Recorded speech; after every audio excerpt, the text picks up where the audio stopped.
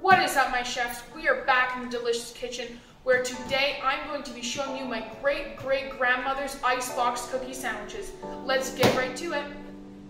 The first step will be to cream our butter, eggs, and vanilla. The first is to add the margarine. I personally like to use these half-cup squares, but it doesn't matter what you use. Next, we will be adding 2 eggs,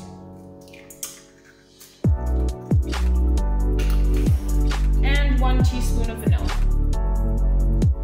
We mix these on a high speed until creamy. Once you notice they become creamy, we can turn off the mixer. The next step is to add our dry ingredients. For this, you are going to want to use 2 cups of brown sugar. Be sure that when you're measuring your brown sugar, you press it down for an accurate measurement. Once again, we put it on a low speed until it's incorporated. Now that they are incorporated, we can add the rest of our dry ingredients. We are going to want to use 3 1/4 cups of all-purpose flour. You can add it slowly, but I'm just going to carefully add it all at once. And second, 1 teaspoon of baking powder. Again, on a low speed. Once the dough becomes very firm, you turn off the mixer again. After all of our ingredients are added, the dough is beginning to lightly clump. But because it will not reach its proper consistency in the mixer, we are going to need to mix by hand. The next step is to have a clean, unfloured surface for our dough. You're going to simply put it all onto the surface and gently press it together with our hands. Be sure that you're not kneading the dough, you just want it to be firm. Now that our dough is in a nice complete log, we are going to separate it into 3 pieces. You don't need to be extremely accurate, but as close as you can be. Once you do this, you want to roll these pieces of dough into logs with a diameter of about 2 inches. Once you are done your first log, it should look something like this. Now I'm going to do the rest. After rolling the 3 pieces of dough, you can see that they weren't completely equal, but that's okay. The next step is to get a large square of saran wrap to wrap up our dough. To do this, simply put 1 log of dough into the saran wrap, fold each of the edges, and then proceed to wrap it like you would a burrito. Repeating this process 2 more times, you get your dough. As you can see, I have completely finished wrapping the dough. The next step is to put it in the fridge to let chill for a few hours to overnight.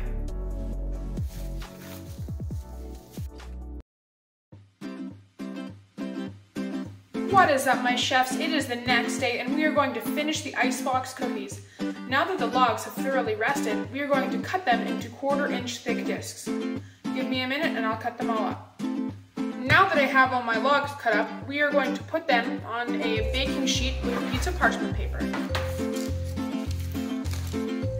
When spacing them apart, be sure that they are about 1 centimeter away from each other. Now that the cookies are evenly spread out on a baking sheet, we can put them in a 350-degree oven for 10 to 15 minutes. Now that the oven has reached the proper temperature, we can put the cookies in. Be careful not to burn your fingers. Once the cookies are in, we simply close the oven. While the cookies bake, we are going to prepare the icing that will go between them. The first step is to add 3 cups of icing sugar or confectionery sugar. Be sure that since the day prior you cleaned the mixer, or else it will be covered in disgusting cookie dough. After you add the icing sugar, now you can add a 1/2 cup of room temperature margarine. Again, I'm going to be using the same kind of square that I used in the dough yesterday. Next, I'm going to be adding 1 teaspoon of vanilla. And finally, I'm going to be adding a 1/2 cup of 2% evaporated milk.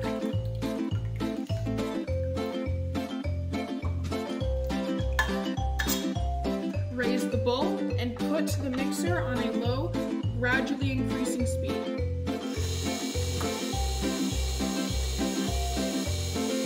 If you notice that your icing is simply not coming together and is runny, such as mine, you may need to add more icing sugar. Start by adding in generous amounts until it reaches the desired texture.